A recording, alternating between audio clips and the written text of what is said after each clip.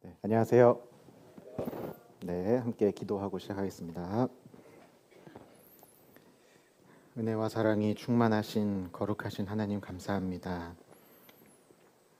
주님의 크신 사랑을 십자가 위에서 저희에게 나타내 주셔서 아무런 공로 없이 오직 주님의 은혜로만 구원 얻게 해주심을 감사드립니다. 이 귀한 복음의 말씀을 저희에게 들려주시고 저희 마음을 성령께서 주장해 주셔서 온전히 믿음으로 화합할 수 있도록 마음 열고 주님의 복음 받아들일 수 있도록 도와주셔서 감사드립니다. 하나님의 자녀라는 영광스러운 자격과 신분을 허락해 주시고 이후에 비록 부족하지만 주님의 자녀답게 살아갈 수 있는 모든 삶을 주님께서 인도하고 다스려 주심을 믿고 감사드립니다. 구원받은 이후에 저희의 신앙생활 가장 기본이 되고 중요한 말씀들을 반복적으로 살펴보는 가운데 저희 신앙생활을 돌아보게 하시고 저희 신앙생활 마침내 주님 앞에 온전히 거룩한 산 제사로 드려질 수 있는 합당한 모습으로 변화될 수 있도록 도와주시옵소서. 이 시간 또한 증거되는 이 귀한 말씀들을 마음에 새기고 저희 삶 가운데 적용해서 하나님 앞에 다 칭찬받고 영광과 상급 얻는 신앙생활 할 수 있도록 도와주시옵소서. 모든 시간 온전히 주님께 의지합니다. 예수님의 이름으로 기도드렸습니다. 아멘. 네, 함께 고린도후서 5장 찾겠습니다.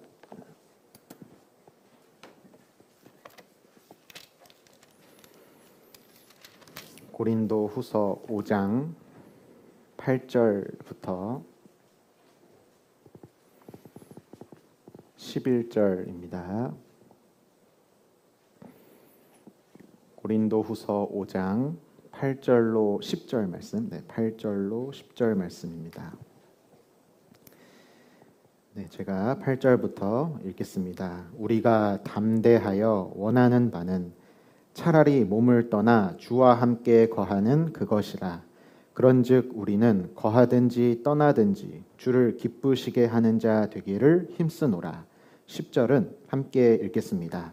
이는 우리가 다 반드시 그리스도의 심판대 앞에 드러나 각각 선악간에 그 몸으로 행한 것을 따라 받으려 함이라. 네. 한 주 동안 전도할 수 있는 귀한 집회를 하나님께서 허락해 주셨고 또 그 가운데 많은 이뤄진 영혼들을 전도하고자 기도하시고 전도하시고 희생해 주신 모든 분들께 감사드립니다. 모든 사람이 반드시 듣고 깨달아야 하는 복음의 말씀, 저희가 한 달에 한 번 정도는 반복적으로 교회가 전도 집회를 계획하고 전도하고 있습니다. 그리고 구원받은 이후에 전도 집회 말씀을 통해 주님의 복음을 깨닫고 구원받은 이후에는 구원받은 사람이 어떻게 살아야 하는지 생활에 대한 말씀 역시 저희가 배우고 삶 가운데 적용하고 실천하며 살아가는데요.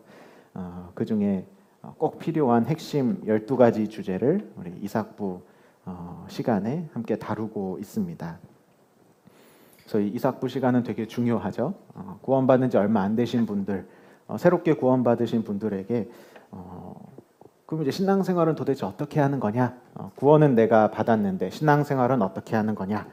이 부분을 천천히 성경 중심으로 살펴볼 수 있는 시간이기 때문에 기초와 기본을 다질 수 있는 시간이기 때문에 중요한 시간입니다. 그리고 새로 구원받으신 분들뿐만 아니라 모든 형제 자매님들에게 구원받은 지 오래됐다 하더라도 이삭부 12가지 주제의 말씀은 너무 중요합니다. 기본이란 단어는 쉽다는 뜻이 아니라고 하잖아요. 기본이라고 쓰고 쉬운 거네. 이건 이제 기본에 대한 뜻을 잘 모르는 거고, 기본이라 하는 것은 가장 근본되고 중요한 것이라는 의미를 가지고 있습니다. 그래서 신앙생활의 기본이 되는 12가지 주제의 이삭부 새신자 말씀은 기존 이미 구원받고 오랜 기간 신앙생활한 모든 형제 자매님들에게도 여전히 중요하고 처음 것을 끝까지 붙잡는 그 신앙생활 잘할 수 있도록 도와주는 귀한 시간이라고 생각합니다. 그래서 막 구원받으신 분들 이제 말씀을 12가지 주제로 배우면서 신앙생활도 알아가고 또 이 시간 통해 교제가 뭔지도 알아가는 것 같습니다. 교제는 말씀 중심으로 말씀을 함께 듣고 나누는 그런 교제가 있구나. 같이 말씀 듣고 이제 말씀 주제를 서로 나누면서 간증도 해보시고 또 이 시간 우리 이삭부 함께 교제하는 우리 임원 형제 자매님들이나 많은 형제 자매님들과 연결되어서 교제할 수 있는 시간까지 말씀 생활, 교제 생활 이삭부 시간을 통해서 좀 첫 발을 내딛고 이렇게 시작하는 좋은 시간이라고 할 수 있습니다. 오늘은 12번째 시간입니다. 어느덧 1강부터 지금 12강 다 오늘 마지막 시간인데요. 오늘의 제목은 그리스도의 심판대. 그다음에 이제 괄호하고 이제 세부적인 내용은 징계, 재림, 상급에 대해서 생각해 보도록 하겠습니다. 네, 판서를 제가 좀 해보면요. 12개의 주제가 있는데 이삭부 말씀이요. 새신자 말씀 12개 주제가 있는데 크게 세 등분을 해보면 첫 번째 우리가 살펴보는 내용들을 요약하면 구원에 관련된 주제들이 있습니다. 1강은 이 구원이 얼마나 확실하고 안전한지, 그다음에 이 구원의 목적, 나를 구원해 주신 하나님의 목적이 뭔지를 살펴보는 시간이죠. 그리고 두 번째 2강은 성경에 나타나는 구원은 우리의 영혼을 구원해서 죄사함을 통해 천국 가게 하는 영혼 구원과 우리가 신앙생활 해나가는 생활, 성품의 구원, 죽음 이후 또는 주님 다시 오실 때 우리 몸이 변화돼서 신령한 몸으로 주님 앞에 서는 몸의 구원까지 우리 구원에 대해서 우리가 앞으로 어떠한 방향으로 나아가야 하는지 구원의 3단계를 또한 살펴봅니다. 그리고 우리가 받는 이 구원은 사람의 능력과 힘으로 하는 것이 아니라 말씀 속에 역사하시는 성령께서 교회 가운데, 말씀 가운데, 또 내 안에 성령께서 어떻게 임재하고 역사하시는지 우리가 차근차근 1강, 2강, 3강을 배웁니다. 그리고 이제 신앙생활을 어떻게 하는지를 배우죠. 신앙생활이란 구체적으로 어떻게 해야 하는가. 네. 그래서 4강부터 보면은 말씀 생활, 기도 생활, 구체적으로 우리가 신앙생활을 어떻게 하는지 살펴봅니다. 그래서 11강, 지난 시간에 배운 그 고난에 대해서 살펴보는 그 모든 챕터들이 사실 우리 신앙생활을 구체적으로 어떻게 하는지 말씀하고 계십니다. 근데 거기에 우리가 눈여겨볼 만한 표현이 그 주제 중에 몇 가지에는 하나님의 뜻이라고 나옵니다. 전도는 하나님의 뜻이고 거룩한 삶은 하나님의 뜻이고 또 헌신과 봉사 역시 하나님의 뜻. 그래서 하나님의 뜻이 무엇인지를 알고 그 뜻대로 행하는 신앙생활을 4강, 5강 쭉 해서 11강까지 배웁니다. 네, 마지막 12강은 오늘 함께 살펴볼 주제죠. 그리스도의 심판대입니다. 모든 그리스도인이 주님 앞에 섰을 때 받게 되는 심판, 그리스도의 심판대. 특별히 이제 세 가지 키워드가 있는데 제가 순서를 좀 바꿔서 적어보면 상급과 징계와 재림이 있습니다.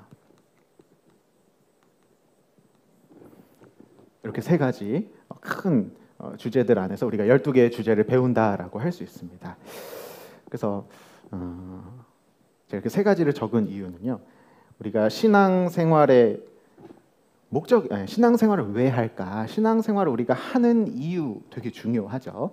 뭔가 열심히 하는데 왜 하는지 잠깐 잊어버리면 그 열심히 움직이던 그 공장의 큰 기계들이 멈춰버리고 말 겁니다. 원동력을 잃어버리면 멈춰버리고 맙니다.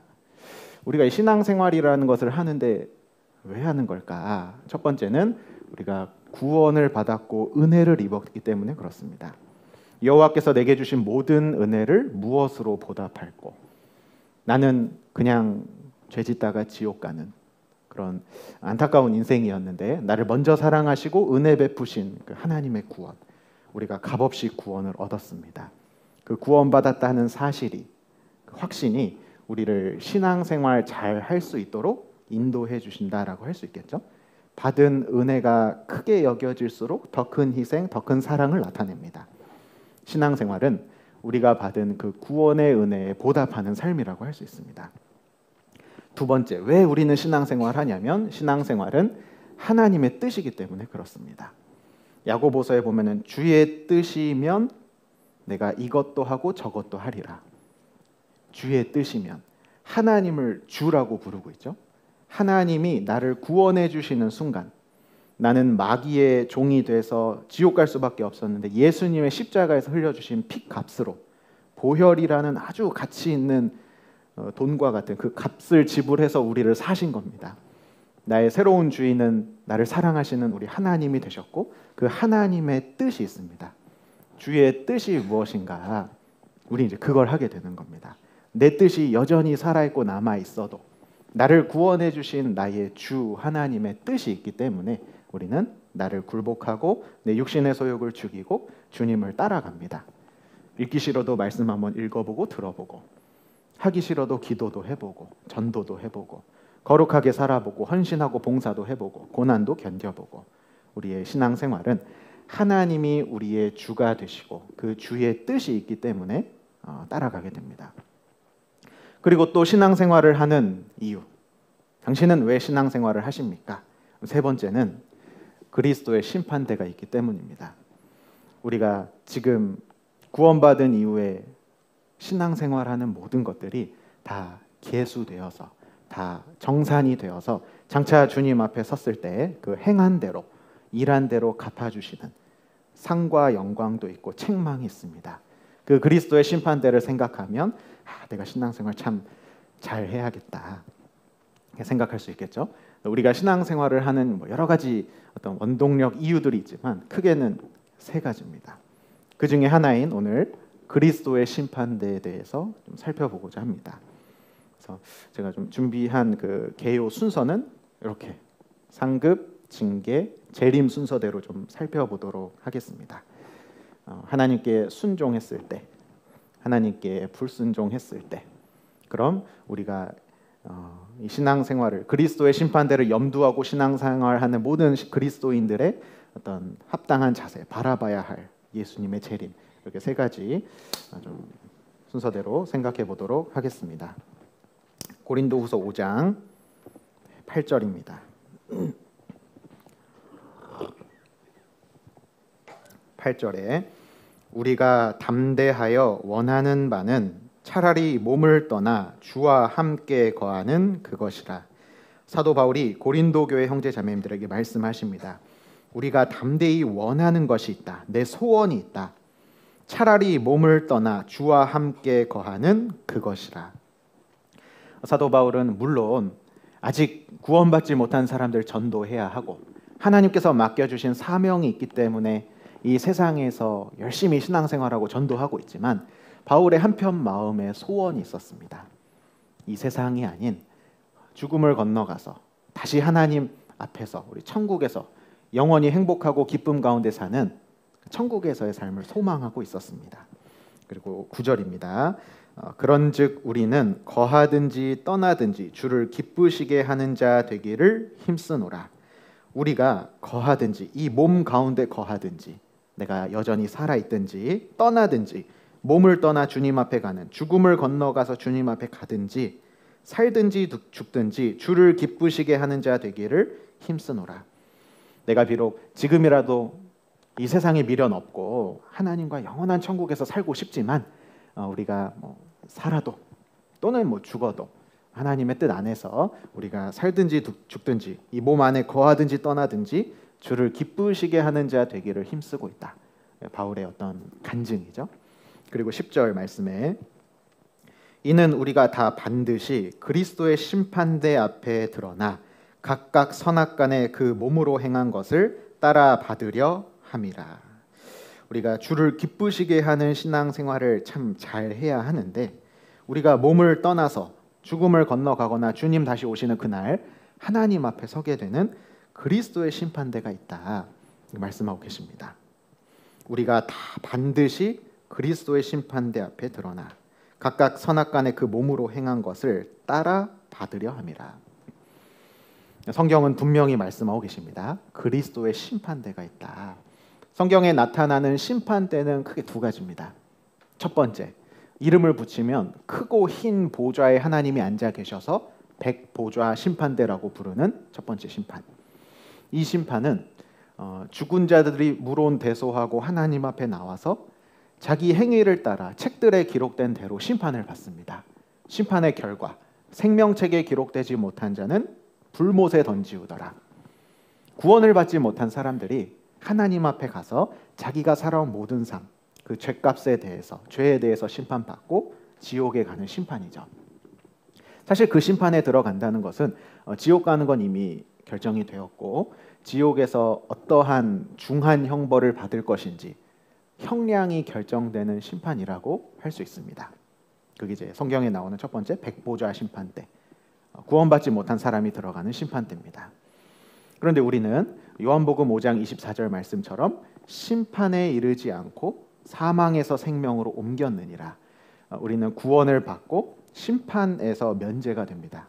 우리가 받을 심판은 예수님께서 십자가에서 다 받으셨기 때문에 우리는 그 심판을 받지 않고 값없이 의롭다함을 입어 천국에 가게 됩니다. 그런데 천국 확실하게 가는 이 그리스도인들도, 구원받은 사람들도 심판대가 있다. 그게 바로 본문에 나오는 그리스도의 심판대입니다. 여기는 이미 천국 가기로 다 결정이 돼 있죠. 예수님의 그 십자가 보혈의 은혜로 구원받은 사람들이니까요. 천국 가는 것은 확정이지만 그 신앙생활한 것에 대해서, 주를 위해 산 것에 대해서 칭찬, 책망이 결정되는, 칭찬도 받기도 하고 책망받아서 부끄러움을 입기도 하는 그 심판대가 우리를 기다리고 있습니다. 그래서 10절에 보면 이는 우리가 다 반드시, 구원받은 사람은 한 사람도 빠지지 않고 다 이 심판대 앞에 서고 반드시 서게 되는 심판대가 있다. 그리고 각각 선악간에, 각각 단체상이 아니라 한 사람 한 사람 주를 위해 어떻게 살았는지 각각 한 사람 한 사람 주님 앞에서 그리스도의 심판대 앞에 서서 이렇게 심판을 받는 일이 있습니다. 각각 선악간에 그 몸으로 행한 것을 따라 받으려 함이라.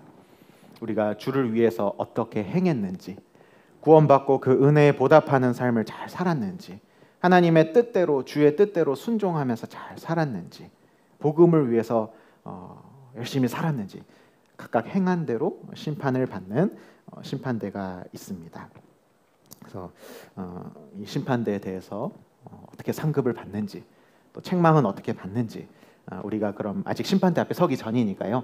이 땅 가운데서 어떤 마음과 소망을 가지고 살아야 하는지 순서대로 좀 생각해 보겠습니다. 일단 하나님이 주시는 상급, 심판대 앞에서 계수되어서 우리에게 주시는 상과 영광에 대해서 먼저 생각해 보겠습니다. 고린도전서 3장을 보겠습니다.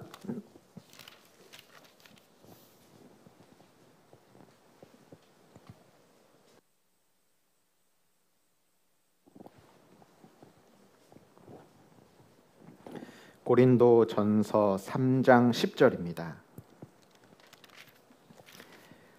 10절부터 15절을 제가 읽어보겠습니다. 내게 주신 하나님의 은혜를 따라 내가 지혜로운 건축자와 같이 터를 닦아두매 다른 이가 그 위에 세우나 그러나 각각 어떻게 그 위에 세우기를 조심할지니라.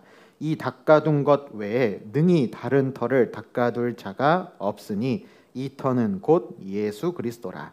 만일 누구든지 금이나 은이나 보석이나 나무나 풀이나 짚으로 이 터 위에 세우면 각각 공력이 나타날 터인데 그날이 공력을 밝히리니 이는 불로 나타내고 그 불이 각 사람의 공력이 어떠한 것을 시험할 것임이니라. 만일 누구든지 그 위에 세운 공력이 그대로 있으면 상을 받고 누구든지 공력이 불타면 해를 받으리니 그러나 자기는 구원을 얻되 불 가운데서 얻은 것 같으니라. 우리가 신앙생활하고 주님 앞에 섰을 때 받는 상과 영광에 대해서 비유로 설명해 주셨습니다. 이 비유는 이제 두 가지 나옵니다. 터 위에 건축하는 겁니다. 터 위에 집을 짓는다고 해볼까요? 터가 필요하고 이제 집이 필요하죠. 터는 먼저, 집은 우리가 이제 신앙생활에서 주님 앞에 남기는 모든 삶을 이제 집이라고 표현한 겁니다. 근데 이 집이 있기 위해 꼭 필요한 것은 터입니다. 터도 잡지 않고 집을 세우면 이제 금방 무너지겠죠. 그래서 터와 같은 것이 먼저 필요하고 신앙생활의 뿌리이자 신앙생활의 시작이라 할 수 있는 예수 그리스도를 자신의 터로 삼아야 합니다. 바로 우리의 구원을 말합니다. 구원. 터는 예수 그리스도다. 집을 짓기 위해 먼저 터부터 세워라. 터부터 닦아라. 예수 그리스도를 통해 구원을 받아야 신앙생활을 시작할 수 있다는 거죠. 이 순서가 뒤바뀌면 안 됩니다. 우리는 집부터 세우고 터는 나중에 닦겠습니다. 일단은 열심히 살아보고 교회도 다니고 헌금도 하고 봉사도 하고 말씀도 듣고 뭐 예수님 그거는 죄 용서는 십자가는 나중에 살펴보겠습니다. 순서가 바뀌면 애초에 집이라는 것이 세워질 수가 없습니다. 어쩌면 예수님을 모르고 구원받지 않고 열심히 종교적인 활동만 하고 주님 앞에 섰을 때는 남아있는 집은 하나도 없겠다. 순서가 중요합니다. 터와 집으로 비유하신 이유가 순서 생각하라는 거겠죠. 첫 번째 순서가 중요하고 그 다음에 11절에 보시면 이 닦아둔 것 외에 능히 다른 터를 닦아둘 자가 없으니 이 터는 곧 예수 그리스도라. 터로 삼을 만한 것은 오직 예수 그리스도뿐이다라는 말씀입니다. 신앙생활이라는 집을 지으려면 하나님 앞에 우리가 뭔가를 남기는 삶을 살려면 예수 그리스도 터 외에는 불가능하다라는 겁니다. 그래서 사도행전 4장 12절에는 다른 이로서는 구원을 얻을 수 없나니 천하 인간의 구원을 얻을 만한 다른 이름을 우리에게 주신 일이 없음이니라. 하나님은 세상 가운데 구원받고 하나님께 나아오는 그 길, 구원 얻을 만한 이름, 유일한 그 길은 예수 그리스도 한 분만 주셨습니다. 내가 곧 길이요 진리요 생명이니 나로 말미암지 않고는 아버지께로 하나님께로 나올 자가 없느니라. 그래서 뭔가 신앙생활, 하나님 앞에 생활, 남기는 생활 하려면 일단 유일한 구원의 그 통로인 예수 그리스도를 알고 믿음으로 구원을 받아야 됩니다. 그게 이제 터를 통한 첫 번째 교훈이고요. 그 다음은 이제 12절입니다. 12절에 만일 누구든지 금이나 은이나 보석이나 나무나 풀이나 짚으로 이 터 위에 세우면 각각 공력이 나타날 터인데 그날이 공력을 밝히리니 이는 불로 나타내고 그 불이 각 사람의 공력이 어떠한 것을 시험할 것임이니라. 이제 터 위에 뭔가 세웁니다. 뭐 집이든 건물이든 세우기 시작하는데 여러 가지 재료가 등장하죠. 금이나 은이나 보석이나 나무나 풀이나 짚으로 세웁니다. 어떤 사람은 나무로 세우고 어떤 사람은 금으로 세우고 또는 어떤 사람은 뭐 이것저것 섞는데 뭐 금도 있고 나무도 있고 풀도 있고 은도 있고 보석도 있습니다. 한 사람이 여러 개를 섞기도 하고 여러 가지 재료로 여러 가지 각 사람이 신앙생활을 하고 있습니다. 이 모든 것이 다 집으로 남아있는 게 아니라 때가 되면 불이 지나간다 말씀하시죠. 불이 지나가서 그 공력을 시험한다. 하나님께서는 우리가 이것도 하고 저것도 하고 다 주님을 위해서 살아가는데 나중에 주님 앞에 칭찬받고 상급받는 것은 불을 통과한 하나님께서 진짜 받으시는 것을 걸러내시겠다는 말씀입니다. 그래서 우리가 신앙생활 할 때 하나님께서 받으시는 것이 무엇인지 먼저 알아야겠죠. 하나님의 뜻이 무엇인지 잘 알고 그쪽으로 마음과 행동을 딱 집중하는 것이 금이나 은이나 보석으로 집 짓는 겁니다. 불이 지나가도 그건 타지 않잖아요. 그런데 자기 생각, 자기 방법, 자기 의로 하나님의 뜻과 멀리 떨어져서 이것도 하고 저것도 하고 막 시간을 많이 쏟습니다. 물질과 뭐 열정도 많이 쏟는데 겉은 화려하게 지었는데 그 재료가 풀이나 짚이었다, 나무였다. 그럼 불이 지나가면 남는 것이 없겠죠. 하나님께서 받으실 만한 것이 없습니다. 그래서 우리의 신앙 생활의 모습과 우리가 주님 앞에 상을 받는 모습을 터와 집으로 비유하시고 특히 불 말씀하십니다. 그래서 14절에 만일 누구든지 그 위에 세운 공력이 불이 지나간 이후에도 그대로 있으면 상을 받고 누구든지 공력이 불타면 해를 받으리니 이 해는 뭐 지옥에 간다 뭐 이런 것이 아니라 상 받을 것을 이제 못 받는 거죠. 상을 못 받고 오히려 심하면 부끄러움과 책망을 당할 수도 있습니다. 그러나 자기는 구원을 얻되 불 가운데서 얻은 것 같으니라. 우리의 행함은 칭찬받기도 하고 책망받기도 하지만 그러나 자기는 우리 영혼은 구원을 얻긴 합니다. 불 가운데서 얻은 것 같으니라. 확실하게 구원받은 사람은 이뤄지진 않죠. 구원이 없어지거나 취소되진 않습니다. 불이 지나간다 해서 내가 뭐 지옥하고 그런 것은 아닙니다. 다만 내가 지은 이 집이 풀과 뭐 나무와 짚이 섞여 있다면 그 부분은 하나님께서 받지 않으시는 거겠죠. 불 가운데서 얻는 구원의 대표적인 성경 인물이 롯입니다. 롯. 아브라함의 조카였던 롯은 아브라함과 함께 하나님과 함께 거하는 삶이 아니라 독립하는 생활을 선택합니다. 아브라함의 어떤 신앙적인 가르침과 하나님의 축복과 은혜 가운데서 멀어집니다. 그래서 눈에 보이기 좋은, 세상 살기에 좋은 화려하고 향락이 가득한 소돔 고모라 땅에 들어가서 살게 됩니다. 거기서 뭐 나름 이것도 하고 저것도 했겠죠. 자녀들 교육도 하고 재물도 쌓아보기도 하고 가끔 하나님 섬기는 생각과 기도도 해보기도 하고 여러 가지 모양과 모습으로 인생을 살았습니다. 그런데 롯이 나올 때 돈 한 푼 못 가져 나오고 두 딸과 자기 목숨만 겨우 건져서 나옵니다. 한 사람의 어떤 재앙과 재난에서 그 목숨을 건져낸 것 이외에도 그것을 넘어선 영적인 교훈이 있습니다. 롯은 자신의 신앙생활 나름 자기가 원하는 방향으로 했다고 하지만 하나님 앞에 드릴 것은 하나도 없었죠. 불 가운데서 겨우 자기 목숨만, 생명만 건지는 구원. 우리가 구원을 받고 천국은 가겠지만 하나님 앞에 아무것도 남기지 못하는 그런 신앙생활이 불 가운데서 부끄러움 가운데 얻는 이 롯의 구원의 모습과 같다고 할 수 있습니다. 그래서 그리스도의 심판대에서 우리가 받는 상은 터 위에 집 짓는 모습. 하나님께서 기뻐하시고 받으시는 것들을 우리의 삶을 통해서 상 주시고 칭찬 주십니다. 그리고 우리가 받는 상과 상급의 특징이 또 몇 가지가 있는데요. 특징 중에 하나는 행한 대로 갚는다는 겁니다. 행한 대로. 고린도전서 3장 앞에 8절 보시겠습니다. 고린도전서 3장 8절. 8절 말씀 한 절만 같이 한번 읽어보겠습니다. 심는 이와 물 주는 이가 일반이나 각각 자기의 일하는 대로 자기의 상을 받으리라. 심는 사람도 있고 물 주는 사람도 있습니다. 교회 안에서 복음을 전하고 구원받은 형제 자매님들을 섬기고 또 하나님의 영광과 이름을 위해서 각자의 모습대로 위치해서 다른 모습으로 신앙생활을 합니다. 그런데 하나님께서는 그 모든 것을 정확하게 계수하시고 회계하셔서 상을 주십니다. 각각 자기의 일하는 대로 자기의 상을 받는다.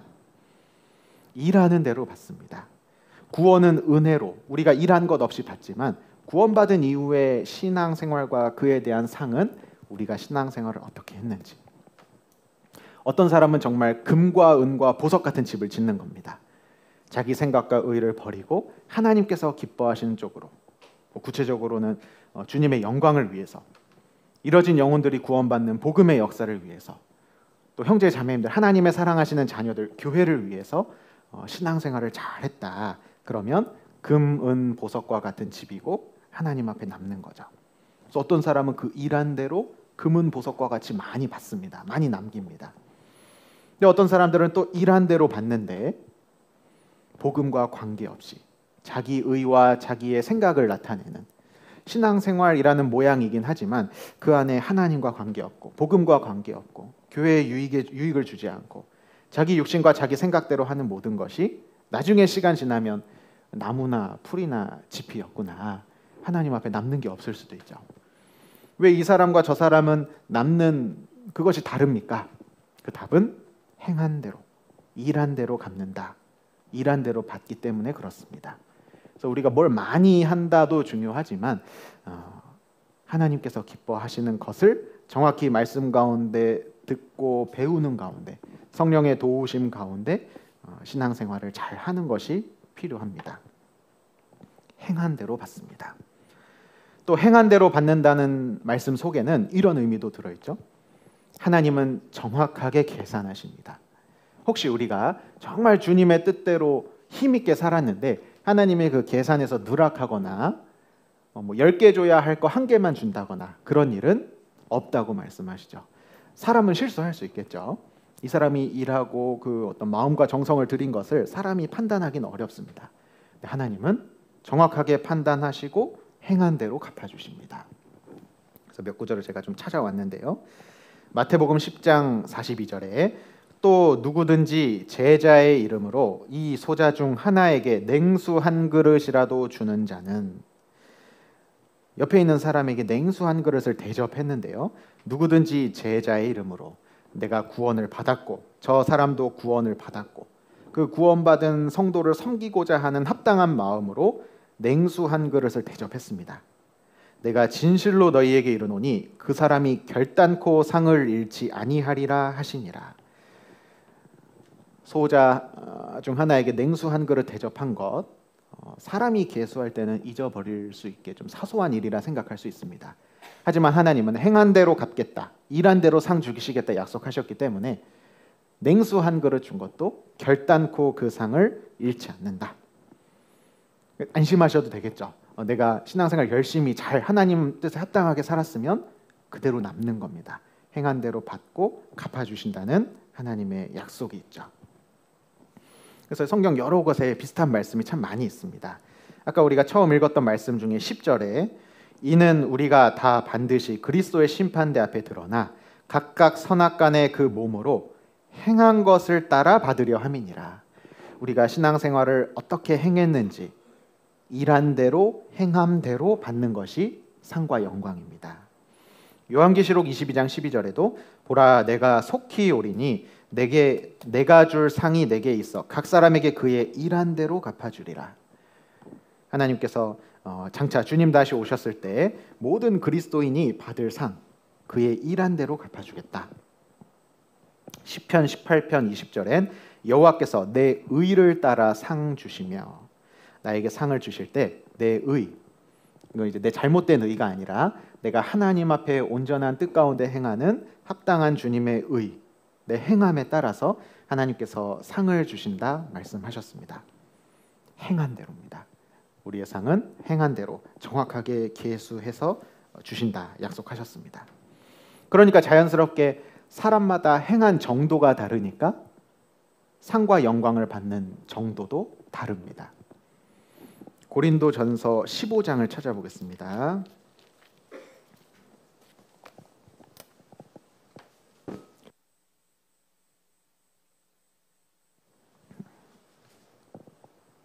고린도전서 15장 41절입니다. 고린도전서 15장 41절 해의 영광도 다르며 달의 영광도 다르며 별의 영광도 다른데 별과 별의 영광이 다르도다. 이 영광은 우리가 하나님 앞에 섰을 때 받을 상과 칭찬, 그 영광을 말씀하십니다. 하늘을 보면 해와 달과 별의 밝기가 다 다르잖아요. 별도 별마다 각자의 밝기가 다 다릅니다. 지구상에서 보면은 얼마 차이가 안 나는 것 같아 보이지만 실제로 그 별 자체에서 내뿜고 있는 어떤 밝기는 별마다 다 다릅니다. 마치 다양하게 해와 달과 별을 창조하신 하나님께서 그와 같다. 모든 그리스도인이 다 똑같은 영광, 똑같은 칭찬을 받는 것이 아니라 해와 달과 각각의 별의 영광이 다른 것처럼 우리도 주님 앞에 각각 다른 영광, 행한 대로 영광을 받는다 말씀하십니다. 터는 같을 수밖에 없습니다. 터는 예수 그리스도. 근데 그 터 위에 누구는 더 많이 남는 집, 누구는 더 적게 남는 집. 하나님 앞에 해와 같은 영광, 달과 같은 영광, 별과 같은 영광, 각각 행한 대로 받기 때문에 영광의 차이가 있을 수 있습니다. 하나님께서 주시는 상급은 행한 대로, 일한 대로 주시는구나. 그리고 상급, 우리가 받는 상급의 또 다른 특징 중에 하나는 성경에 이렇게 표현되어 있습니다. 영원한 영광이다. 우리가 받는 상은 영원한 영광이다라고 말씀하십니다. 뒤에 고린도 후서도 찾아보겠습니다. 고린도후서 4장 17절.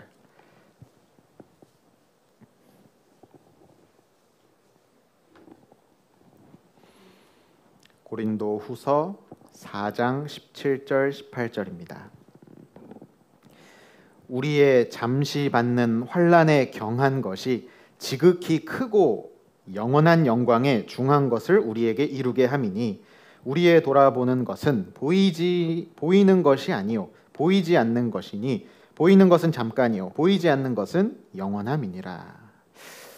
우리가 받는 환난도 있고 영광도 있는데요. 17절 중간에 보면 지극히 크고 영원한 영광에 중한 것, 하나님께서 우리에게 주시고자 하는 상을 이렇게 표현하고 있습니다.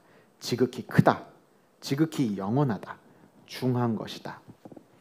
우리는 지극히 큰 영광을 받습니다. 어느 정도로 크냐면요, 그 17절 처음에 우리의 잠시 받는 환난에 경한 것이, 내가 받는 고난과 환난이 경한 것, 작은 것, 가벼운 것으로 여길 만큼 내게 주시는 영광이 큽니다. 아니, 내 앞에 있는 고난이 얼마나 힘든데, 경제적인 어려움, 사람 관계에서의 어려움, 여러 가지 고민과 번뇌로 마음과 몸이 힘들지 않습니까? 이 풀릴 것 같지 않은 이 큰 고난과 짐들이 하나님이 주시는 영광과 비교하면 작은 것이 된다. 그만큼 우리에게 주시는 영광, 상이 얼마나 클까요? 혹시 고난 가운데, 환난 가운데 눈물을 흘리거나 마음의 그 괴로움을 갖고 있는 분들이 계시다면 천국에서 눈물도 씻겨주시고 그 마음의 힘듦과 어려움도 다 위로해 주시는 하나님의 그런 위로가 있지 않겠습니까? 그 위로가 모든 환난의 슬픔을 다 덮을 만큼 충만하고, 또한 그 환난의 모든 것이 경할 만큼 우리에게 주시는 영광이 크다 말씀하십니다. 또 클 뿐만 아니라, 그게 일시적으로 끝나면 안 되잖아요. 클 뿐만 아니라 영원한 영광이라고 말씀하시죠. 그래서 지극히 크고 영원한 영광에 중한 것을 우리에게 이루게 함이니, 18절에 우리의 돌아보는 것은 보이는 것이 아니요 보이지 않는 것이니 보이는 것은 잠깐이요 보이지 않는 것은 영원함이니라. 주님께서 우리에게 주시는 상과 영광, 칭찬은 보이진 않습니다. 그런데 오히려 보이는 영광, 보이는 상, 보이는 칭찬은 잠깐이라는 거 우리 공감할 수 있습니다. 그런데 보이지는 않지만 하나님께서 준비해 주시는 영광과 상은 영원하다. 혹시 영광을 누려보신 적이 있으십니까? 세상에서 영광을 아무리 오래 누린다 해도 한 나라의 대통령이 되는 것은 큰 영광입니다. 근데 그 임기가 끝나면 그 영광은 이제 끝나게 되죠. 하다못해 한 사람이 가장 이상적이고 좋은 방법으로 독재 정치를 해가지고 많은 사람의 어떤 존경을 한 몸에 받는 영광스러운 자리에 평생을 있었다 하더라도 100년이 넘을 수는 없습니다. 그런데 하나님께서 우리에게 주시고자 하는 그 영광, 하나님께서 우리를 높여주시고 그 영광을 영원히 누릴 수 있는 곳이 천국이고, 그게 우리가 받는 상이라고 할 수 있습니다. 하나님께서 우리에게 주시는 상급, 상은 불 가운데 지나갈 때 이제 하나님 앞에 남는 것들이고, 또 우리가 일한 대로 행한 대로 받고, 그리고 잠깐 끝나는 것이 아니라 영원히 지속된다라는 특징들이 있습니다. 그럼 이제 우리가 열심히 주님 앞에 순종하고 살아갔을 때 이러한 상급을 다 받겠죠. 다 받습니다. 그런데 그러면 안 되지만, 혹시 우리가 신앙생활 가운데 불순종하고 주님의 뜻에 합당치 않는 삶을 살아갈 때가 있는데, 그러면 그때는 그리스도의 심판대 앞에서 어떻게 될까? 아까 처음 본문 말씀에 고린도후서 5장 10절에 선악간에 심판한다고 말씀하셨죠. 선한 것과 악한 것을 심판하십니다. 비록 구원받아서 지옥에 가는 건 아닙니다. 우리 죄가 우리를 더 이상 지옥에 끌고 가진 못합니다. 근데 그 죄는, 우리가 하나님 앞에 불순종한 것은 하나님 앞에, 그리스도의 심판대 앞에 섰을 때 책망받고 부끄러움을 당하게 됩니다. 그래서 화면에 보시면 골로새서 2장 18절에 보시면요, 누구든지 일부러 겸손함과 천사 숭배함을 인하여 너희 상을 빼앗지 못하게 하라. 우리가 받을 상이 있는데 어떤 사람이 일부러 겸손하고 천사를 숭배합니다.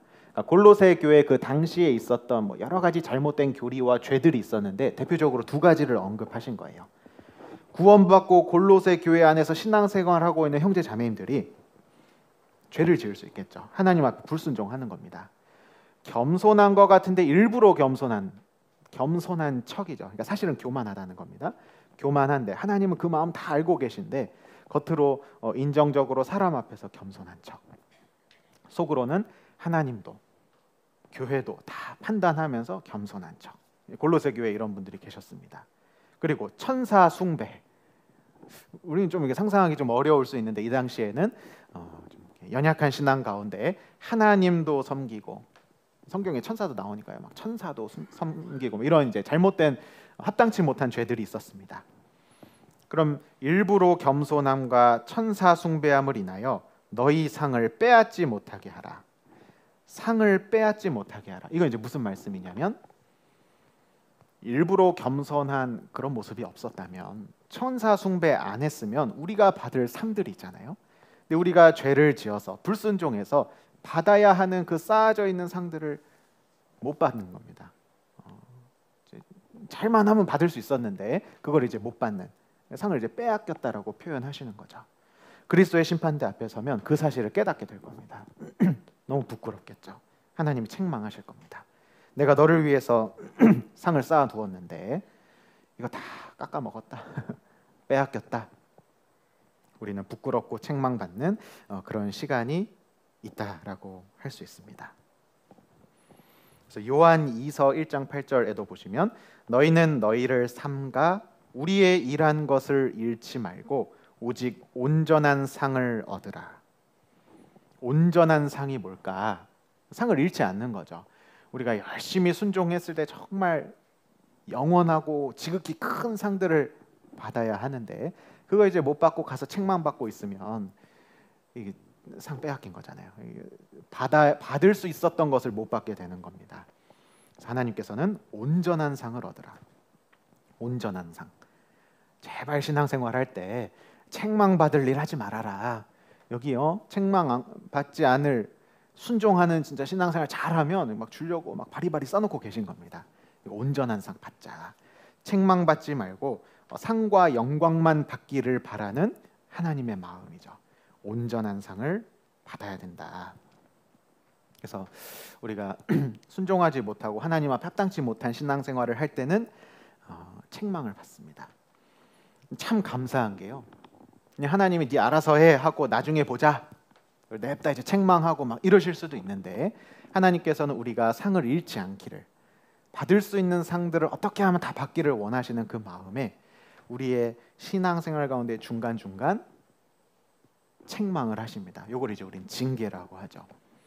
나중에 모아가지고 그냥 상 싹 안 줘버리고 책망만 하시는 게 아니라 어떻게든 그리스도의 심판대에서 더 칭찬받고 더 영광 얻게 하시려고 이 땅 가운데서 징계를 통해 우리 신앙을 더 온전케 하십니다. 그래서 우리가 신앙생활을 잘 할 때는 물론 이제 하나님께서 주시는 고난과 시험이 있지만 하나님께서 영원한 상급을 착착착 쌓아두시고 기다리고 계시고, 그렇지 못한 경우에는 책망하시는데, 특별히 우리 삶 가운데도 주님을 만나기 전 지금 우리의 신앙생활 가운데도 징계라는 것이 있습니다. 그래서 징계에 대해서도 좀 살펴보도록 하겠습니다. 잠언 3장 12절에 보시면 대저 여호와께서 그 사랑하시는 자를 징계하시기를 마치 아비가 그 기뻐하는 아들을 징계함 같이 하시느니라. 징계를 가리켜서 사랑이라고 표현하십니다. 아버지가 사랑하고 기뻐하는 그 아들을 위해서 베푸는 징계. 왜냐하면 징계를 통해 내가 돌이키고 회개하고 다시 신앙생활을 온전하게 잘하면 주님 앞에 섰을 때 칭찬과 상을 받잖아요. 그 하나님의 마음을 가만히 들여다보면 징계는 사랑입니다.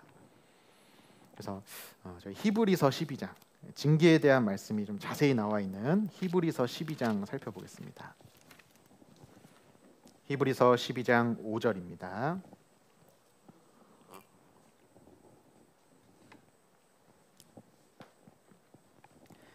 히브리서 12장 5절부터 11절까지를 제가 천천히 좀 읽으면서 설명드리도록 하겠습니다.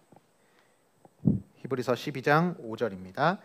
또 아들들에게 권하는 것 같이 너희에게 권면하신 말씀을 잊었도다. 일렀을 때 내 아들아 주의 징계하심을 경히 여기지 말며 그에게 꾸지람을 받을 때에 낙심하지 말라. 하나님께서 사랑하는 아들에게 징계를 주시는데 우리가 징계를 어떤 태도로 받아야 하는지 말씀하고 계시죠. 징계는 하나님의 사랑입니다. 그 뒤에 나오긴 하는데 이 사랑하는 마음으로 정말 장차 큰 영광과 상을 얻길 바라는 하나님의 마음이 담긴 때로는 경제적으로 어렵게 하기도 하고 때로는 사람으로 인해서 마음고생하기도 하고 징계를 주십니다. 그때 우리는 5절에 보시면 중간에 내 아들아 주의 징계하심을 경히 여기지 말며 가볍게 생각하지 말아라. 하나님께서 징계를 주시는 데는 이유가 있고 그 속에 하나님의 사랑이 있기 때문에 우리는 그 마음을 헤아리고 징계 앞에서 우리의 삶을 돌아봐야 합니다. 그에게 꾸지람을 받을 때에 낙심하지 말라. 또 한편으로 조심해야 되는 건 너무 심각하게 생각해서 낙심해서 회복 불가능한 상태가 될 때가 있잖아요. 징계는 이제 그런 목적이 아닌데 징계는 경히 여기면 안 되지만 낙심할 것까지는 없습니다. 아, 이거 하나님의 사랑이구나. 그 속에 있는 사랑을 발견하면 경한 것이 아니라 좀 심각하게 진지하게 받아들이고 또 나를 낙심케 하는 것이 아니라 징계를 통해 하나님의 사랑을 발견하고 다시 한번 마음이 회복되고 좀 더 나은 신앙생활을 위해서 나아갈 수 있습니다. 6절입니다. 주께서 그 사랑하시는 자를 징계하시고 그의 받으시는 아들마다 채찍질 하심이니라 하였으니 너희가 참음은 징계를 받기 위함이라. 하나님이 아들과 같이 너희를 대우하시나니 어찌 아비가 징계하지 않는 아들이 있으리요. 징계는 다 받는 것이거늘 너희에게 없으면 사생자요 참 아들이 아니니라. 사랑하는 아들이니까 징계를 주신다 말씀하고 계십니다. 남의 아들은 징계하지 않는 경우가 대부분이죠. 길거리에 지나가는 아이가 잘못된 행동을 한다 해도 그냥 지나갈 수 있는 마음 그냥 지나가야 합니다. 근데 내가 사랑하는 아들은 때로는 징계하고 때로는 초달, 회초리를 들어서라도 그 잘못된 행실을 잘못된 육신의 모습을 옳은 방향으로 하나님 방향으로 고쳐주기 위해서 징계하고는 합니다. 그래서 이 본문 말씀에도 사랑하지 않으면 아비가 징계를 하겠느냐. 하나님도 마찬가지라는 겁니다. 하나님도 우리를 너무 사랑하시기 때문에 우리의 그 결국 신앙생활의 어떤 종착지 주님 앞에 서서 심판대 앞에서 다 계산하는 그날까지 바라보시고 우리에게 좋은 것을 어떻게든 더 주시려고 징계하신다라고 할 수 있습니다. 이렇게까지 말씀하시죠. 8절에 징계는 다 받는 것이오늘 너희에게 없으면 사생자요 참 아들이 아니니라. 도무지 징계가 없다. 그죠? 또 이 말씀에 근거하면 아무리 잘못하고 제멋대로 살고 하나님 대적하고 살아도 도무지 징계가 없다. 그러면 아직 구원받지 않은 사람, 사생자.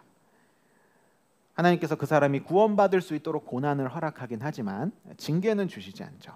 징계는 구원받은 하나님의 자녀. 또 어떤 분은 오해하십니다. 나 이제 막 어제 구원받았는데 오늘부터 징계가 없어서 걱정하시는 분들이 계셔요. 이제 징계는 좀 이제 성장하고 이제 시작하죠. 그래서 구원받고 얼마 안 돼서는 이제 하나님의 보호와 양육 가운데서 무럭무럭 자라고 어느 정도 신앙이 성장해서 주님 앞에 순종하기도 하고 불순종하기도 할 때 사랑의 징계를 통해 신앙생활을 인도하십니다. 10절입니다. 9절입니다. 9절. 또 우리 육체의 아버지가 우리를 징계하여도 공경하였거든 하물며 모든 영의 아버지께 더욱 복종하여 살려 하지 않겠느냐. 징계가 있어도 하나님을 공경해야 된다는 겁니다. 누구와 비교하고 있냐면 육신의 아버지와 비교하고 있죠. 우리가 육신의 아버지에게 꾸중을 들었다 또는 종아리를 몇 대 맞았습니다. 내가 잘못해서 혼났습니다.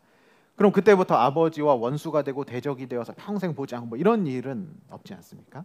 육신의 아버지도 징계해도 공경하는데 하물며 영의 아버지 하나님 앞에 더더욱 그렇게 해야 한다. 하나님의 징계 속에 담겨져 있는 그 사랑에 대해서 감사하고 그 감사의 마음을 담아서 공경해야 된다는 겁니다. 그래서 징계를 받는 우리 합당한 태도를 말씀하시죠. 10절입니다. 저희는 잠시 자기의 뜻대로 우리를 징계하였거니와 여기서 저희는 육신의 아버지죠. 육신의 아버지는 때로는 육신적으로 자기 뜻대로 잘못된 판단으로 우리를 징계할 수 있습니다. 그런데 오직 하나님은 우리의 유익을 위하여 그의 거룩하심에 참여케 하시느니라. 무릇 징계가 당시에는 즐거워 보이지 않고 슬퍼 보이나 후에 그로 말미암아 연달한 자에게는, 잘 훈련된 자에게는 의의 평강한 열매를 맺나니. 때로는 육신의 아버지는 잘못된 징계를 할 수도 있습니다. 근데 하나님은 결코 그런 일이 없다. 하나님의 징계는 100% 우리에게 유익하다는 겁니다. 징계의 유익에 대해서 말씀하시죠.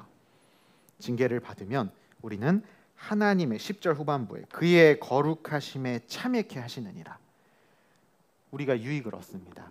하나님의 거룩하심에, 하나님의 그 성품을 닮아가고 주님께 영광받기에 합당한 자로 점점점 변해가는 그 유익을 위해서 우리를 징계하시죠. 하나님의 징계에는 실수가 없습니다.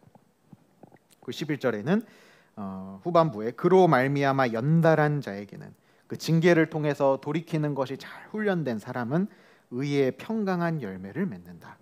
하나님 앞에 합당하고 아름다운 열매를 맺게 됩니다. 징계가 없었다면 맺기 어려운 열매들이 징계를 통해 하나님의 사랑을 발견하고 유익을 얻으면서 하나님께서 기뻐하시는 의와 평강의 열매를 맺게 됩니다. 징계는 유익하구나. 그래서 욥기 34장 31절에는 제가 찾아왔는데요.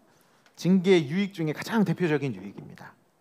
누가 하나님께 아뢰기를 내가 징계를 받았사오니 다시는 범죄치 아니하겠나이다. 누가 하나님께 이렇게 기도합니다. 하나님, 제가 징계를 받았습니다. 그래서 다시는 죄를 범치 않겠습니다. 징계의 가장 큰 유익은 내가 짓고 있는 죄를 발견하게 되고 그 죄를 버리는 거죠. 다시는 범죄치 않겠다고 결단할 수 있는 계기를 마련해 줍니다. 그래서 이 징계는 이러한 유익이 있습니다. 그러면 하나님께서는 어떤 방법으로 우리에게 징계를 주실까? 징계의 방법들이 여러 개가 있겠죠. 성경에 이제 중간중간 나타나 있는데요. 화면 말씀을 좀 몇 개 찾아왔습니다. 먼저 사무엘하 7장 14절에는 나는 그 아비가 되고 그는 내 아들이 되리니 저가 만일 죄를 범하면 내가 사람 막대기와 인생 채찍으로 징계하려니와. 어떤 징계를 내리시냐면 인생이 고달프게 하는 겁니다. 인생 채찍, 특별히 사람 막대기.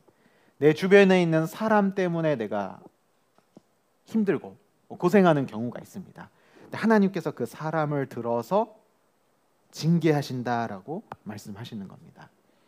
그래서 혹시 내 주변에 나를 자꾸 괴롭히는 사람이 있다, 나를 자꾸 힘들게 하는 사람이 있다, 내 인생 자꾸 꼬여가고 뭔가 부딪히는 그런 것들이 자꾸 있다. 물론 하나님께서 주시는 고난일 수 있겠지만 한 번은 나를 되돌아보고 내가 혹시 주님 앞에 합당치 못한 죄를 갖고 있진 않는가 돌아보는 것이 성경적이죠. 하나님이 사람 막대기를 사용한다 하셨으니까 저 사람이 왜 갑자기 나에게 저럴까? 그 사람과의 관계를 푸는 거에 집중하기보다는 먼저 나를 깨끗하게 하고 죄를 돌아보면 하나님께서 이제 징계를 거두어 가시죠. 관계가 회복됩니다. 징계의 방법 중에 하나, 사람을 통해서 징계하실 수 있습니다. 그리고 시편 39편 11절에 주께서 죄악을 견책하사 사람을 징계하실 때에, 하나님께서 죄를 꾸짖고 징계하시는데 그 영화를 좀 먹음같이 소멸하게 하시니 참으로 각 사람은 허사뿐이니이다. 그 영화, 부귀 영화, 좀 먹음같이 소멸하게 하는 징계가 있습니다. 그러니까 경제적인 어려움이 갑자기 찾아오는 거죠. 뭐 이렇게 통장에 구멍 뚫린 것처럼 막 갑자기 막 무슨 일들이 생겨가지고 손해를 보고 어려움을 보는 경우가 있습니다. 물론 이제 모든 것을 다 징계라고 할 수는 없겠죠. 하나님이 그 재물에 대해서 더 마음을 성경적으로 주님 바라보게 하는 신앙의 성장을 위해서 돕는 경우도 있고, 때로는 어떤 분이 잘못해서 하나님 앞에 죄를 지어서 특히 재물에 대해서 막 하나님도 안 보고요, 재물만 보고 신앙생활 잘 못하고 있다. 그럼 하나님이 어쩌면 재물을 통해서 징계하셔서 죄를 돌이키게 하실 수 있습니다. 재물을 통해서 징계하실 수도 있고요. 욥기 33장 19절에 혹시는 사람이 병상의 고통과 뼈가 늘 쑤심의 징계를 받나니. 육신의 질병이죠. 물론 하나님이 모든 걸 다 징계로 주시진 않습니다. 육신의 질병을 통해 하나님을 돌아보고 신앙이 성장하는 어떤 고난의 도구로 쓸 수도 있지만 징계로도 사용하십니다. 자꾸 말 안 들으면 팔 한쪽이 다치든가 다리가 다치든가 속 병을 앓든가 내가 이 아픈 가운데 막 병원에서 자기를 돌아보기도 하고 죄를 뉘우치기도 합니다. 때로는 육신의 질병으로 우리에게 징계를 주시기도 합니다. 아니면 그 대표적인 예가 이제 역대하 21장에 나오는데요. 좀 길지만 제가 읽어보겠습니다. 선지자 엘리야가 여호람에게 글을 보내어 가로되 왕의 조상 다윗의 하나님 여호와의 말씀이 내가 내 아비 여호사밧의 길과 유다 왕 아사의 길로 행치 아니하고 오직 이스라엘 열 왕의 길로 행하여 유다와 예루살렘 거민으로 음란하듯 우상을 섬기게 하기를 아합의 집과 같이 하며 또 너의 아비 집에서 너보다 선한 아우들을 죽였으니 요약하면요. 너 왜 이렇게 죄짓냐라는 겁니다. 너 왜 선한 왕이었던 여호사밧 아사처럼 안 하고 불순종하던 이스라엘의 모든 왕처럼 행하냐. 특히 아합처럼 행해서 너의 아비의 집에서 너보다 선한 아우를 죽이는 왜 이런 불순종을 하냐. 그래서 여호와께서 내 백성과 내 자녀와 내 아내들과 내 모든 재물을 큰 재앙으로 치리라. 사랑하는 백성과 자녀와 아내들을 치시는 징계 또는 그 재물을 치시는 징계가 임했고요. 또 너는 창자의 중병이 들고 그 병이 날로 중하여 창자가 빠져나오리라 하셨다 하였더라. 이 창자가 빠져나오는 아주 중한 병을 들게 해서 이 죄를 책망하고 징계하시는 모습입니다. 때로는 육신의 질병으로도 우리를 징계하십니다. 심지어 고린도 교회는 이런 모습도 있었습니다. 이런 자를 사단에게 내어 주었으니 구원은 받았어요. 고린도 교회 형제자매도 구원은 받았는데 거의 신앙생활을 완전히 잘 못하는 겁니다. 사단에게 내어 주었다라고 표현할 정도로 구원만 받았지 사람들에게 덕도 안 되고 전도도 안 하고 하나님께 영광도 안 됩니다. 그래서 이는 육신은 멸하겠다. 육신은 멸하고 영은 그 영혼은 주 예수의 날에 구원 얻게 하려 함이라. 육신을 멸하는 징계, 때로는 죽기까지 하는 징계가 있습니다. 이게 너무한 게 아니라 얼른 그 영을 주님 앞에 가서 더 이상 책망받거나 부끄럽지 않게끔 그 징계죠. 육신의 죽음이지만 영은 주 예수의 날에 구원받고 천국에 가 있으니까요. 이러한 징계도 있다라고 할 수 있습니다. 그래서 성경에 보면 징계를 받았던 사람들의 예시도 나와 있습니다. 다윗은 하나님 앞에 합한 사람, 정말 신앙생활을 잘했던 사람입니다. 어려서부터 또 사울 밑에 있는 장수 그 군인일 때부터 또는 사울의 죽음 이후에 이스라엘의 왕이 돼서 여러 가지 그 과정 속에서 항상 하나님을 의지하는 신앙의 인물이었습니다. 그런데 간음죄와 살인죄를 짓죠. 부하 장수 우리야의 아내 밧세바를 범합니다. 그리고 임신했다는 소식을 듣고 그 남편 우리야 죽이죠. 간접적으로 죽입니다. 이 죄를 덮으려고 간음죄를 덮으려고 살인죄까지 짓습니다. 하나님께서는 그 죄를 책망하시고 징계하기 시작합니다. 잉태된 그 밧세바의 아이가 태어나서 얼마 있다가 죽습니다. 또 자기 자녀들이 막 서로 싸워서 막 암놈과 압살롬이 싸우고 막 서로 죽고 죽이고 압살롬은 반역하겠다고 아버지 다윗을 쫓아내겠다고 군사 이끌고 쳐들어오고 이런 일들. 이 가족 간의 사랑과의 관계에 문제가 생기기 시작합니다. 그래서 다윗은 왕위에서 쫓겨나서 도망가죠. 한순간에 왕위에서 호화스러운 생활을 했을 텐데 쫓겨나고 길거리에서 막 도망자 신세가 됩니다. 사람 막대기와 인생 채찍으로 다윗을 징계하시는 모습입니다. 그런데 이제 다윗은 징계를 참 잘 받았어요. 징계를 가볍게 경히 여기지도 않고 그 징계 때문에 완전히 낙심해서 신앙을 포기하거나 그러지도 않았습니다. 잠잠히 징계를 받고 그 징계 가운데 회복해 주시기를 하나님께 간절히 기도하면서 모든 징계를 입 다물고 잠잠히 받습니다. 압살롬이 쳐들어와서 죽이려고 할 때 도망가고 도망가는 길에 신하들 처음엔 왕의 눈도 못 마주쳤을 거 아니에요. 근데 그 도망가는 왕이 이제 다 끝났구나 싶어가지고 시므이라는 신하는 왕을 막 저주합니다. 다윗의 군사들이 당장 저 사람 죽이겠다고 하는데 다윗은 그냥 두라고 하나님께서 저 사람의 입으로 나를 책망하신다 생각하고 그냥 잠잠히 징계를 다 받았습니다.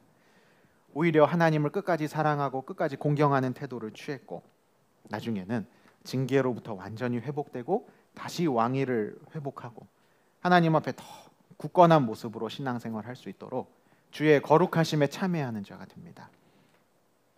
하나님 마음에 합한 자라는 칭찬도 얻게 되죠.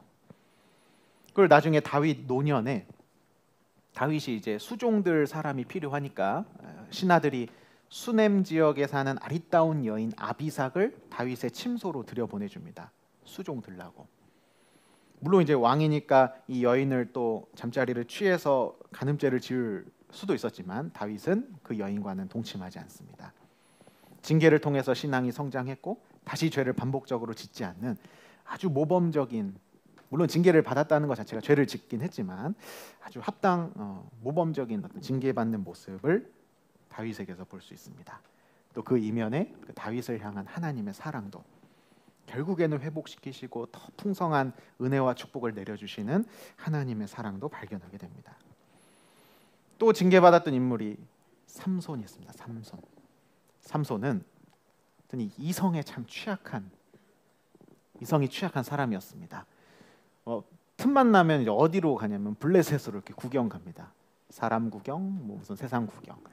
그래서 갈 때마다 이제 어떤 여인과 사랑에 빠지기도 하고 막 결혼하겠다고 막 난리를 피우기도 하고 특히 마지막에는 들릴라라고 하는 아주 영악하다 그럴까요? 그런 여인을 만나서 고생을 많이 합니다. 그런데 이 삼손이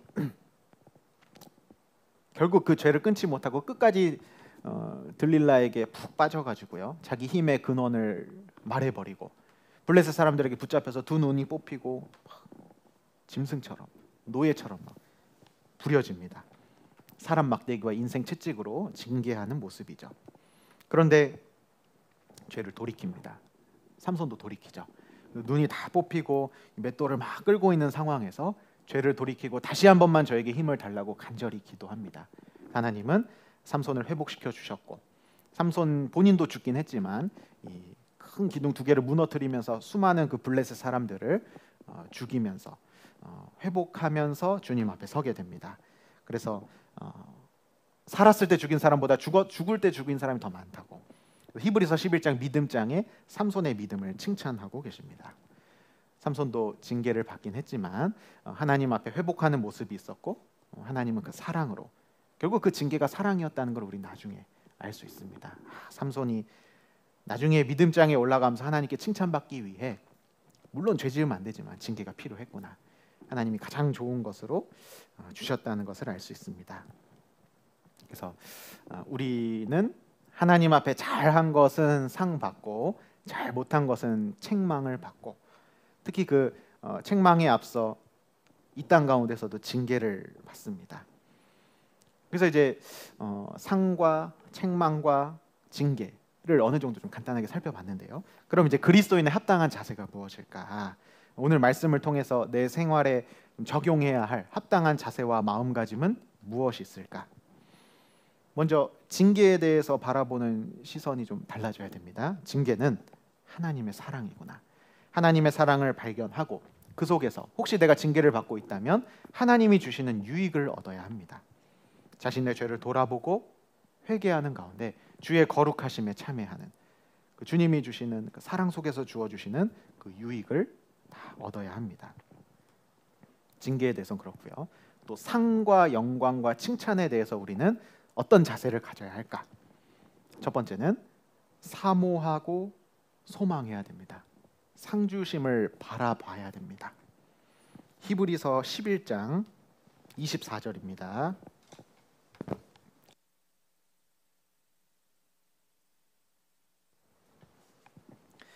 히브리서 11장 24절.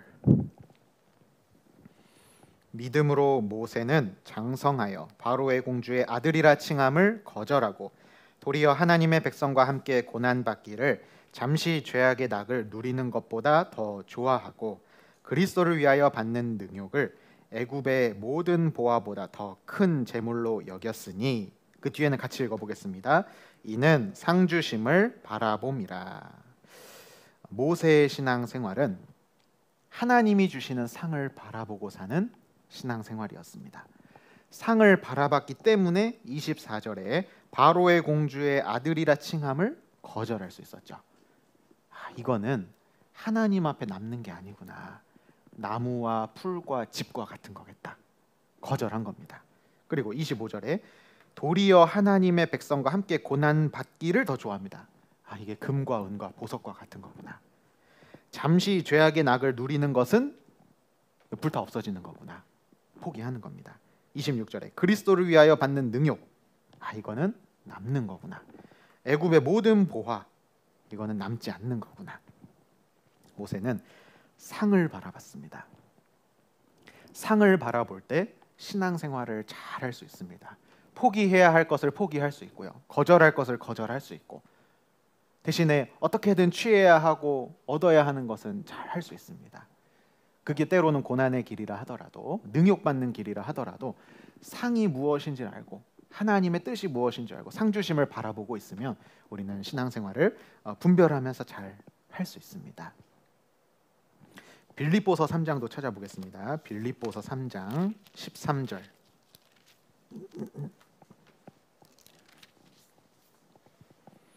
빌립보서 3장 13절 14절입니다. 빌립보서 3장 13절 14절. 형제들아, 나는 아직 내가 잡은 줄로 여기지 아니하고 오직 한 일, 즉 뒤에 있는 것은 잊어버리고 앞에 있는 것을 잡으려고 표대를 향하여 그리스도 예수 안에서 하나님이 위에서 부르신 부름의 상을 위하여 쫓아가노라. 이번엔 사도 바울의 간증입니다. 사도 바울도 14절 끝에 보면 하나님께서 나를 위에서 부르시는데 그 부름의 상을 위하여 쫓아가노라. 하나님께서 주시는 상급을 바라보고 따라가겠다라는 말씀이죠. 그래서 바울은 13절에 형제들아, 나는 아직 내가 잡은 줄로 여기지 아니하고 오직 한 일, 과거 일이죠. 즉 뒤에 있는 것은 잊어버리고, 바울은 과거에 안주하지 않았습니다. 지금까지 잘해온 것, 지금까지 내가 잡은 것, 이걸 이제 내가 잡았다라고 여기지 않은 거예요. 과거에 내가 잘했던 거, 칭찬받았던 거, 합당하게 살았던 거, 막 금과 은과 보석으로 지었던 것, 그거 이제 뒤 바라보고 이렇게 뒷걸음질 치는 게 아니라 그건 이제 잊어버리고 하나님께서 나중에 다 주실 테니까요. 이제는 앞만 보고 가는 겁니다. 오늘 내가 어떻게 살아갈까? 내일 내가 어떻게 살아갈까? 그게 이제 표대죠. 주님이 주시는 그 상과 영광, 은혜에 보답하는 길, 주님께서 맡겨주신 사명, 내 나름의 표대를 잡고 표대를 향해서 달려가겠다. 뒤에 있는 것에 얽매이지 않고 주님께서 주시는 오늘 내가 행한 대로 주실 오늘의 상급, 내일도 행한 대로 주실 내일의 상급을 바라보면서 사는 바울의 모습입니다. 그래서 상과 영광에 대한 우리 합당한 태도는 쫓아가야죠. 따라가야 됩니다. 사모하고 따라가야 됩니다. 그리고 또 한 가지 좋은 태도는, 제가 마땅한 단어가 떠오르진 않았는데요, 욕심을 좀 내면 좋겠다, 좀 이런 생각이 듭니다. 이 욕심이라는 게 막 탐욕스럽게 막 남들 봉사하는 거 막아가면서 자기가 뺏어갖고 상 받겠다고 막 탐욕을 부리는 그런 건 아니고, 하나님 앞에 합당한 모습으로 욕심을 내는 것은, 열정을 갖는 것은 필요하겠다 싶습니다.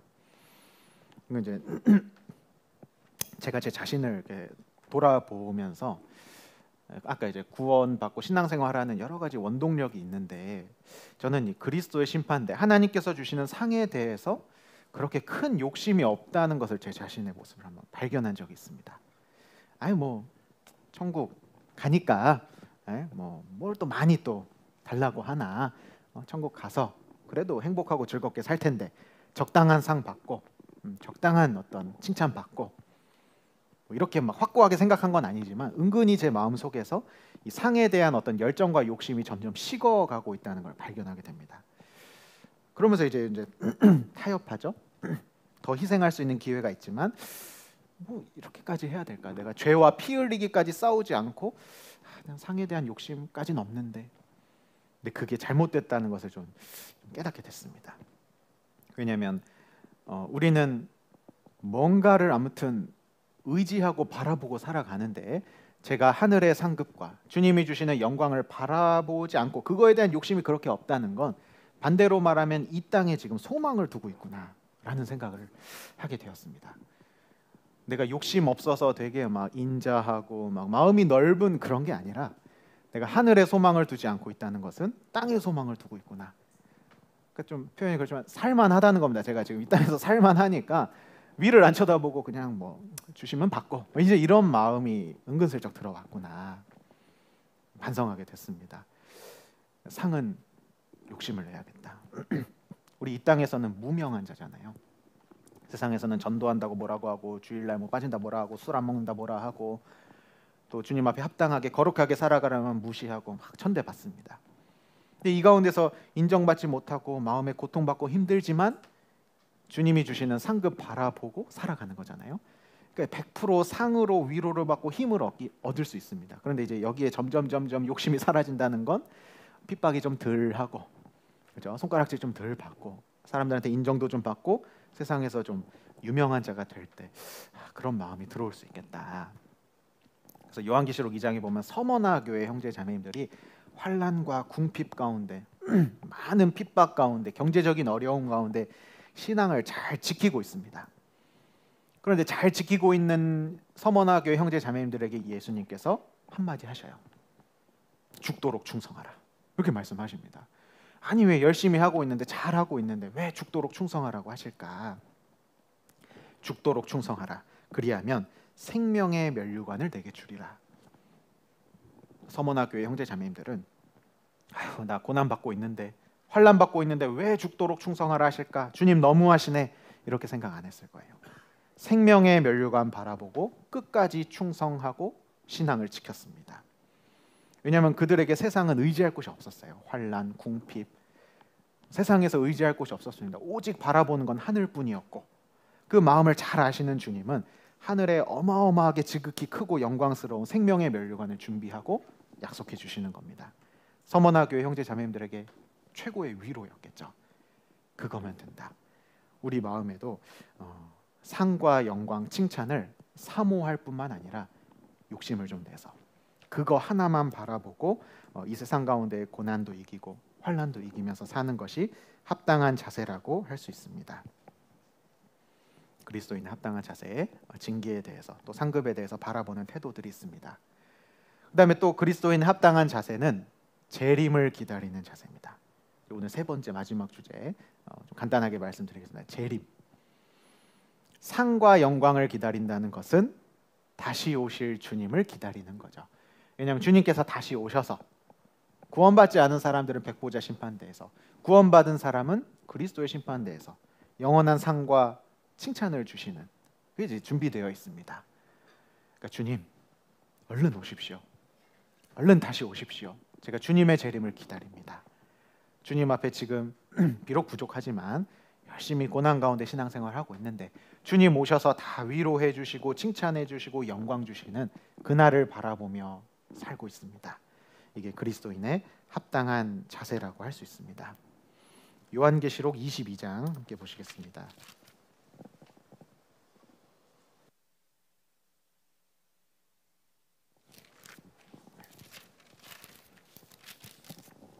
요한계시록 22장 12절입니다.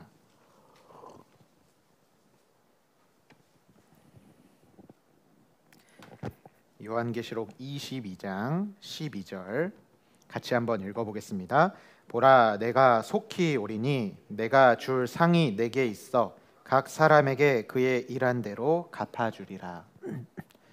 각 사람대로 그 일한 대로 갚아주리라. 상입니다. 그런데 보라 내가 속히 오리니. 요한계시록에서 주님께서 상 얘기하시면서 내가 속히 오겠다. 내가 속히 와서 빨리 와서 너희에게 줄 상, 그 행한 대로 너희 얼마나 고난 가운데 인내하고 믿음 지키며 살았느냐 그 상 내가 주겠다. 약속하고 있는 말씀입니다. 전 처음에 요한계시록이 처음에 배우면 막 재밌잖아요. 막 7년 환란 때 일어나는 일들, 미래에 일어날 일도 막 배우기도 하고 막 666표도 나오고 예언의 성취가 되기도 하고 이 요한계시록을 계속 공부하고 살펴보니까 요한계시록은 소망을 주는 책입니다. 소망을 주는 책이에요. 요한계시록이 기록될 당시, 초대교회 당시는 교회가 핍박받는 시대였습니다. 뭐 툭하면 유대인들이 막 잡아가고요, 로마에서 막 박해하고 막 잡아다 죽이고 막 그런 시대였습니다. 그럼 이제 그리스도인들, 우리 구원받은 사람들이 잘못된 생각을 할 수 있겠죠. 아니, 왜 구원받은 우리가 자꾸 이렇게 져야 되나, 당해야 되나.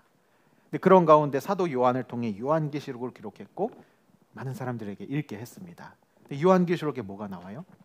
장차 최후 승리가 기록되어 있습니다. 요한계시록은 뭐 적게는 적그리스도의 세력을 완전히 심판하시는 하나님의 모습, 더 나아가서는 사단 마귀의 세력을 완전히 심판하셔서 지옥에 집어넣는 모습, 인류 역사는 사단의 멸망과 패배와 하나님의 승리로 끝납니다. 그 당시 초대교회 당시 눈앞에 있는 많은 핍박과 환난 가운데 고통받고 있는 형제 자매님들에게 위로가 되는 거죠. 최후 승리는 우리 것이다. 그러면서 계속 강조되어 있는 말씀이 보라 내가 속히 오리니. 그래서 12절 읽으셨는데 7절도 보시면 7절 보라 내가 속히 오리니 이 책의 예언의 말씀을 지키는 자가 복이 있으리라 하더라. 주님 속히 오시니까 이 책의 예언의 말씀, 이 요한계시록 말씀 뿐만 아니라 이 모든 성경 말씀을 잘 붙잡고 순종하며 살면 복이 있다는 겁니다. 그 12절에도 보라 내가 속히 오리니 내가 줄 상이 내게 있어 각 사람에게 그의 일한 대로 갚아주리라. 주님 다시 오시면 우리가 일한 대로 상을 받는구나. 그리고 20절입니다. 성경 맨 마지막이죠. 20절 21절 같이 한번 읽어보겠습니다.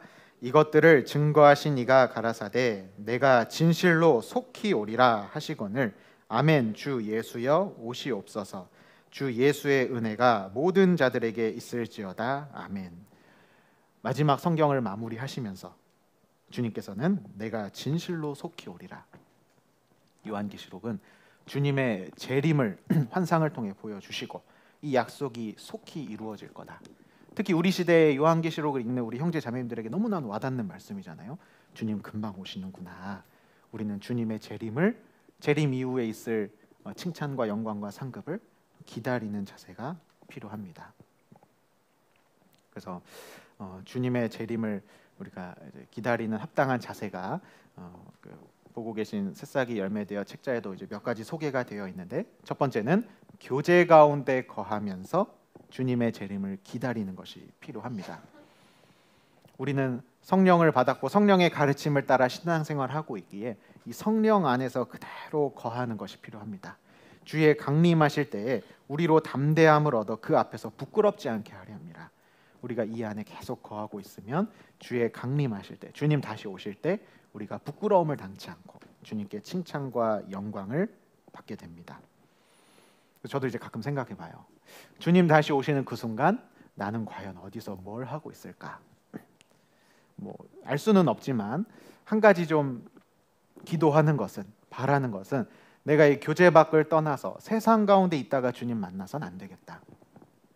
주님 다시 오시니까, 곧 다시 오시니까 교제 안에 거하면서 주님 다시 오시는 날을 기다려야 합니다.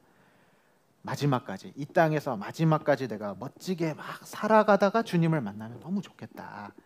또 너무 사랑하는 우리 형제자매님들과 함께 모여서 교제하는 그 순간, 함께 교제하는, 물론 이제 물리적으로 모여서 교제하는 것도 있겠지만 그 마음과 모든 것이 하나 되어서 신앙생활하고 있다가 주님 만나면 너무 좋겠다. 아니면 한 영혼이라도 더 건지기 위해서 부지런히 바쁘게 살아가다가 주님 만나면 너무 좋겠다. 아니면 나에게 있는 세상적인 것, 육신적인 것, 물질 조금이라도 더 주님을 위해, 영원한 것을 위해 희생하고 헌신하는 가운데 주님 만나면 더 좋겠다. 우리는 주님의 재림을 생각하고 그 뒤에 있을 영광과 상급을 바라보고 내 신앙생활을 점검해 보는 것이 필요합니다. 그리고 주님의 재림을 기다리는 또 합당한 자세가 거룩한 행실과 경건함을 통해서 기다린다 말씀하시는데요. 베드로후서 3장 11절에 이 모든 것이 이렇게 풀어지리니, 마지막 시대에 불심판이 있으면 모든 세상의 모든 것이 다 풀어집니다. 너희가 어떠한 사람이 되어야 마땅하뇨? 생각해 보라는 겁니다. 마지막 시대에 우리가 어떤 사람이 되어야 될까? 거룩한 행실과 경건함으로 하나님의 날이 임하기를 바라보고 간절히 사모하라. 거룩한 행실, 경건함으로 주님의 재림을 바라보고 사는 것이 필요합니다. 주님 오실 날 얼마 안 남았는데 이 세상은 금방 지나가잖아요. 근데 이 세상 여전히 붙잡고 마음 뺏기고 살아가면 안 되겠다. 거룩한 행실, 거룩하다는 것은 세상과 구별된 겁니다. 주님이 기뻐하시는 모습으로, 경건한 모습으로 살아가다가 주님을 만나야겠다.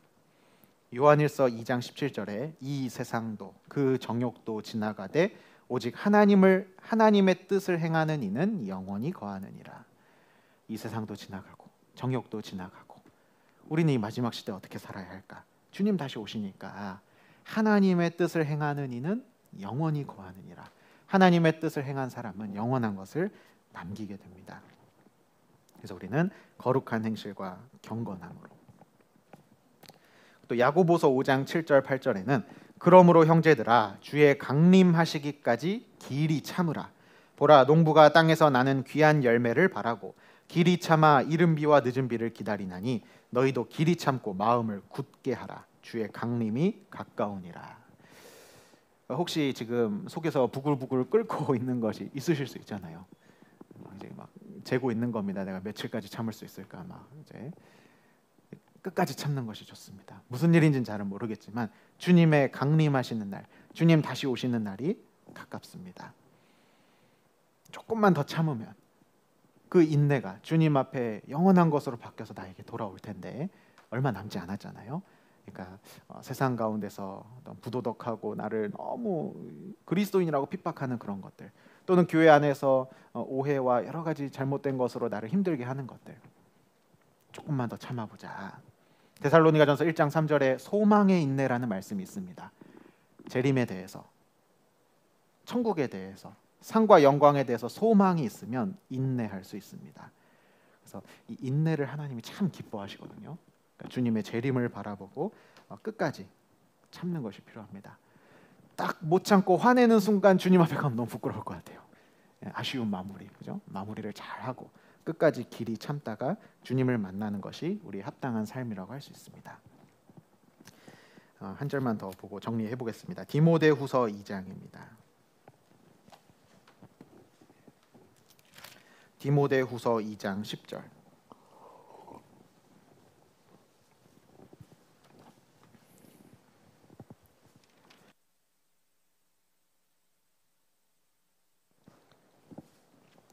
디모데후서 2장 10절입니다. 디모데후서 2장 10절. 찾으셨으면 같이 한번 읽어보겠습니다. 그러므로 내가 택하신 자를 위하여 모든 것을 참음은 저희로도 그리스도 예수 안에 있는 구원을 영원한 영광과 함께 얻게 하려 함이로라. 그러므로 내가, 사도 바울입니다. 택하신 자, 이 택하신 자는 이스라엘 사람을 말합니다. 자기 동족, 하나님의 선택한 민족 이스라엘 사람들. 그러므로 내가 하나님의 선택하신 이스라엘 백성들을 위하여 모든 것을 참는 이유는 저희로도 그리스도 예수 안에 있는 구원을 영원한 영광과 함께 얻게 하려 함이로라. 사도 바울이 전도하면서 많은 고난과 어려움을 겪습니다. 근데 끝까지 참았어요. 조롱도 참고 핍박도 참고 돌을 던져도 감옥에 가둬도 끝까지 참고 어떻게든 한 영혼 더 전도하려고 열심히 전도를 했습니다. 그 이유가 뭐냐면 구원과 영원한 영광을 얻게 해주기 위해서 참은 겁니다. 주님도 마찬가지죠. 예수님께서 십자가에 달리셔서 모든 걸 다 참아서 우리에게 주신 선물은 두 개입니다. 구원과 영원한 영광. 나는 구원만 받을래요. 그러면 하나님께서 좀 아쉽겠죠. 사도 바울께서 슬퍼하시겠죠. 사도 바울이 참는 것은, 더 나아가서 주님께서 십자가에서 끝까지 참으신 것은 우리가 이 사실을 깨닫고 구원받을 뿐만 아니라 구원받은 이후에 신앙생활을 잘해서 영광까지 얻게끔 하나님은 그걸 원하신 겁니다. 하나님이 주시려는 영광은 아무에게나 주어지지 않습니다. 우리에게 구원도 주시고 영광도 주시고. 그래서 여기 계신 모든 구원받은 형제 자매님들은 구원받았으니까요. 주님이 주시는 칭찬과 영광을 바라보며 나의 삶을 점검하고 신앙생활을 해 나가는 것이 중요합니다. 그래서 12강까지 이렇게 말씀을 쭉 들어보셨는데 우리 신앙생활의 각자의 결단과 다짐을 해보고 아주 기본적인 내용이지만 내 신앙의 뿌리가 될 수 있는 말씀들을 다 이렇게 정해서 우리가 다양한 곳에서 다양한 상황에서 신앙생활을 잘 하고 주님께 영광을 돌릴 수 있는 그런 삶이 되었으면 좋겠습니다. 기도하고 마치겠습니다. 하나님 감사합니다. 저희에게 구원의 은혜를 베풀어 주시고 이후의 모든 삶을 온전한 모습으로 신앙생활할 수 있도록 말씀으로 인도해 주심을 감사드립니다. 저희에게 필요한 말씀을 성령을 통해 공급해 주셔서 이번 이삭부 모든 과정 속에서 12개의 주제를 통해 말씀을 배울 수 있도록 도와주셔서 감사드립니다. 아직 부족하고 연약하지만 듣고 배운 말씀을 마음에 새기고 그 말씀 중심으로 신앙생활을 잘 해나갈 수 있도록 끝까지 도와주시고 인도해 주시옵소서. 함께해 주신 주님께 감사와 찬송을 드리며 주 예수님 이름으로 기도드렸습니다. 아멘.